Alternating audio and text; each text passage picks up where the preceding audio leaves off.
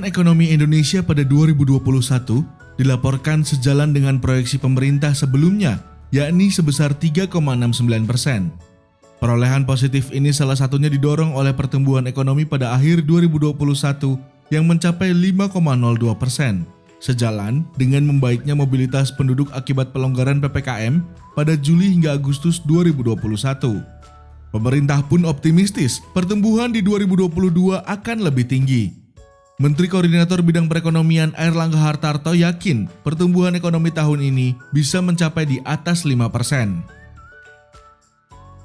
Kita melihat beberapa hasil survei yang ada terlihat optimisme. Diprediksi bahwa perekonomian Indonesia di level 4,7 hingga 5,6%. Jelas Airlangga secara virtual dikutip melalui YouTube Kemenko Perekonomian, Senin 7 Februari 2022. Airlangga memproyeksikan pertumbuhan ekonomi di kuartal pertama 2022 bisa mencapai 5%, disusul momentum dalam semester pertama 2022, yakni Ramadan dan Idul Fitri. Baru saja tadi BPS mengumumkan bahwa pertumbuhan kita di tahun 2021 year on year 3,69 atau 7%, dan di kuartal keempat 5,02%.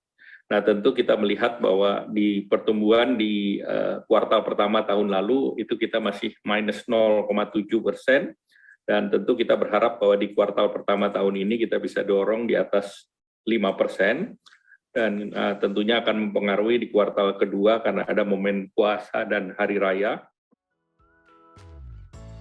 Kendati demikian, terdapat risiko yang masih bisa membayangi perekonomian di 2022, yakni penyebaran varian Omikron. Varian tersebut telah memicu penambahan kasus per 6 Februari 2022 sebesar 36.057 kasus.